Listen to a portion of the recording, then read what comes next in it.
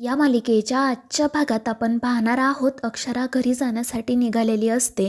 तर मदन तिच्या पाठोपाठ येतो आणि तिला म्हणतो की अक्षरा, तू एकटी जाऊ नको, मी तुला तुझ्या घरी सोडतो. पण अक्षरा या गोष्टीसाठी नकार देते. तर तो मदन म्हणत असतो की तुझा नवरा काही संशयी स्वभावाचा आहे का? म्हणजे तू तुझ्या मित्रासोबत घरी जाते ही गोष्ट त्याला आवडणार नाही का? तर अक्षरा म्हणत असते की असं काही नाही आहे, अधिपतींचा माझ्यावर पूर्ण विश्वास आहे. तर मदन म्हणतो की मग काय हरकत आहे, मी तुला घरी सोडतो. आणि त्यावेळी मग अक्षरा नाईलाजाने म्हणते की ठीक आहे, तू काही माझं ऐकणार नाही, त्यापेक्षा तूच आता मला घरी सोड. आणि त्या दोघांचं हे बोलणं सुरू असताना नेमकी दुर्गी त्या ठिकाणी येते आणि अक्षरा आणि मदनचा व्हिडिओ काढायला सुरुवात करते. ते दोघेजण गप्पा मारत उभे असतात, तर दुर्गी ते सगळं शूट करते. आणि मग जेव्हा ते तेथून निघून जातात तेव्हा हसतच म्हणत असते की ताई, तुला आता तुझ्या प्रॉपर्टीमधील अर्धा हिस्सा मला द्यावाच लागेल. आणि माझी मुलगी सून म्हणून तुला पदरात पाडून घ्यावीच लागेल, कारण माझ्याकडे एक अशी गोष्ट आहे जी तुला सहजासहजी कुठेही मिळणार नाही. तर दुसरीकडे भुवनेश्वरी अधिपतीला असं सांगत असते की आम्हाला सतत असं वाटतंय की आपल्या घरातील हे छोटंसं भांडण तुमच्या मास्तरीणबाई खूप मोठं करणार आणि या सगळ्या प्रकरणाला एक वेगळंच वळण देणार. तर अधिपती म्हणत असतो की मास्तरीणबाई असं काही करणार नाही. पण भुवनेश्वरी म्हणत असते की जर त्यांनी आमच्या विरोधात खोटी कंप्लेंट केली तर तुम्ही काय करणार आहात? खरं तर ना, त्या आता काही करू शकतात आणि याचीच आम्हाला भीती वाटते. पण अधिपती म्हणत असतो की आईसाहेब, तुम्ही असा विचार करू नका, तुम्ही आमच्या मास्तरीणबाईंना ओळखत नाही म्हणून असं बोलताय. पण भुवनेश्वरी म्हणत असते की अधिपती, आम्ही तुमच्यापेक्षा 4 पावसाळे जास्त पाहिलेत, माणसं ओळखायला आम्ही कधीच चुकणार नाही. पण अधिपती तरीही त्याच्या मतावर ठाम असतो. तो म्हणत असतो की मास्तरीणबाई कधीच तुमच्या विरोधात तक्रार दाखल करणार नाही, माझा त्यांच्यावर पूर्ण विश्वास आहे. मात्र तरीही भुवनेश्वरी त्याला सतत हेच सांगण्याचा प्रयत्न करत असते की आमचा त्यांच्यावर विश्वास नाही आहे, नक्कीच काहीतरी अघटित घडणार आहे. तर दुसरीकडे ते इन्स्पेक्टर अक्षराच्या आईबाबांना नेमकं काय घडलं होतं ते विचारतात आणि मग बाबा त्या दिवशी घडलेला सगळा प्रकार त्यांना सांगू लागतात. त्यानंतर अक्षराची आईसुद्धा म्हणते की त्यांनी माझ्या मुलीला मारहाण केली, तिचा गळा दाबला. आणि मग त्यानंतर इरा मध्येच म्हणते की तुम्ही अधिपतींचं नावसुद्धा लिहून घ्या, ते तर त्यांच्या आईच्या हातातील कळसूत्री बाहुलीच आहे. आणि ते ऐकून आई बाबा चिडून म्हणतात की इरा, हे काय बोलतेस तू? आणि मग आई त्यांना सांगते की तुम्ही अधिपतींचं नाव लिहू नका, त्यांच्या विरोधात आमची कोणतीही तक्रार नाही आहे. आम्ही तक्रार फक्त भुवनेश्वरी मॅडम आणि त्यांची बहीण दुर्गेश्वरी मॅडम यांच्या विरोधात करतोय, कारण त्याच दोघींनी संक्रांतीच्या दिवशी माझ्या मुलीवर हल्ला केला, तिला मारहाण केली. तर दुसरीकडे मदन अक्षराला घरी सोडण्यासाठी येतो. तर अक्षरा त्याचे आभार मानते. मात्र मदन नाटक करत म्हणत असतो की काय बोललीस तू अक्ष? अगं तुला माहिती आहे ना, मैत्रीमध्ये नो सॉरी नो थँक्यू, मग तरीही तू माझे आभार का मानतेस? तर अक्षरा हसून म्हणते की ठीक आहे. आणि मग त्यानंतर मदन तिला पुन्हा तिच्या संसाराविषयीच प्रश्न करतो. तर अक्षरा म्हणत असते की माझा संसार एकदम उत्तम सुरू आहे, आता तू तुझ्या लग्नाकडे लक्ष दे. ती कोण मुलगी आहे मला लवकर सांग. आणि त्यावर तो मदन हो म्हणतो. तर दुसरीकडे अधिपती भुवनेश्वरीला समजावत असतो, पण भुवनेश्वरीचं सतत एकच सुरू असतं की सुनबाई आमच्या विरोधात नक्कीच तक्रार करणार, कारण त्यांना आमचा सूड घ्यायचा आहे. पण अधिपती म्हणत असतो की त्या असं नाही करणार. आणि मग त्याला संशय येतो की कदाचित तो बजरंग मास्तरीणबाईंना काहीतरी सांगत असेल, त्यांच्या मनात काहीतरी भरवत असेल. तर भुवनेश्वरीसुद्धा लगेच म्हणू लागते की असं सुद्धा असू शकतं.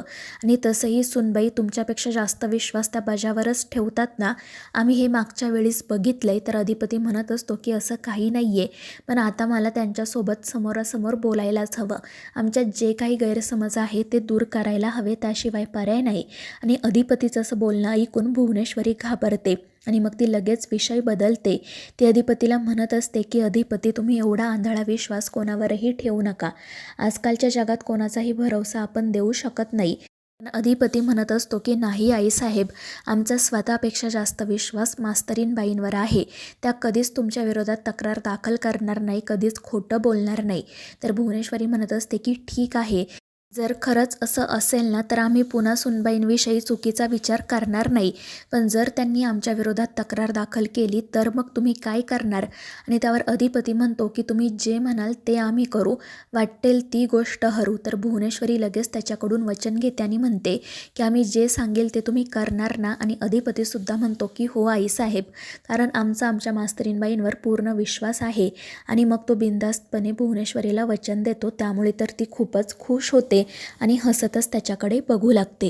तर दुसरीकडे ते इन्स्पेक्टर अक्षराच्या आईबाबांना अक्षराबद्दल विचारतात. ते म्हणत असतात की तुमची मुलगी कुठे आहे, त्या इथे का नाही आल्या? तर आईबाबा सांगतात की ती घरी आहे, आम्ही तिला इथे नाही घेऊन येऊ शकलो. तर ते इन्स्पेक्टर विचारत असतात की पण का? कारण त्यांच्यावर अन्याय झाला आहे ना, मग त्यासुद्धा इथे असायला हव्या. त्यांच्या तोंडून आम्हाला काय काय घडलं आहे ते ऐकायचं आहे. आणि तितक्यात इरा म्हणते की माझी ताई इथे नाही येऊ शकत, कारण तिला ना खूप मारहाण करण्यात आली आहे. तिला साधं चालतासुद्धा येत नाही. 2-3 वेळा तर ती चक्कर येऊन पडली. तिला खूप गोळ्या औषधंसुद्धा सुरू आहेत. आणि इराचं हे खोटं बोलणं बघून आईबाबांना तर धक्काच बसतो, पण ते तिला काही बोलू शकत नाही. तर इरा त्या इन्स्पेक्टरला वाटेल ते सांगायला सुरुवात करते. ती म्हणत असते की लग्न झाल्यावर ते लोक ना ताईशी खूप चांगलं वागत होते, पण मग अचानक ते ताईचा छळ करू लागले. ताईला या गोष्टीचा धक्का बसला, ती ट्रोमात गेली. तिला आपल्यासोबत काय घडते ते कळतच नाही, कारण त्या लोकांनी तिचा खरंच खूप छळ केलाय. त्यांना गरिबा घरची मुलगी सून म्हणून नको होती. आणि ते ऐकून तो इन्स्पेक्टर म्हणतो की आजच्या काळात एवढा त्रास कोणती मुलगी सहन करते? तर इरा म्हणते की माझी ताई, कारण तिला सतत असं वाटायचं की तिच्या सासरकडचे लोक एक ना एक दिवस सुधारतील, पण तसं काही घडलं नाहीये. उलट त्यांनी माझ्या ताईवर जीवघेणा हल्ला केला. ती खरंच सुरक्षित नाहीये, तुम्ही आमची मदत करा.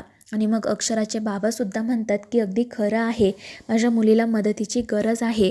तुम्ही प्लीज त्या भुवनेश्वरी मॅडमवर काहीतरी ॲक्शन घ्या. दुसरीकडे अक्षरा जेव्हा घरी येते तेव्हा ती बघते की घराला कुलूप आहे. त्यामुळे तिला प्रश्न पडतो की आई बाबा कुठे गेले? त्यानंतर ती घरात येते. तर इकडे अधिपती आणि भुवनेश्वरी बोलत असतात. तर दुसरीकडे अक्षरा तिच्या आईबाबांना कॉल करत असते, मात्र कोणीही तिचा कॉल रिसीव्ह करत नाही. त्यामुळे ती काळजीत पडते. तर इकडे तक्रार दाखल झाल्यानंतर ते पोलीस इन्स्पेक्टर भुवनेश्वरीला कॉल करतात. तर तो कॉल अधिपती रिसीव्ह करतो. तो त्यांना विचारत असतो की इतक्या रात्री तुम्हाला आईसाहेबांसोबत काय बोलायचं आहे? तर तो इन्स्पेक्टर सांगतो की आम्हाला त्यांची चौकशी करायची आहे, त्यामुळे उद्या त्यांना पोलीस स्टेशनमध्ये यावं लागेल. त्यांच्या विरोधात तक्रार दाखल झाली. आणि ते ऐकून अधिपती म्हणतो की अशी कशी त्यांच्या विरोधात कोणी तक्रार दाखल केली? आमच्या आईसाहेबांनी नक्की काय केलं आहे?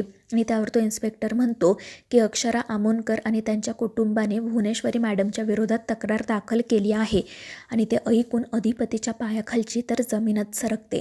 तो विचारतो की काय तक्रार केली आहे त्यांनी?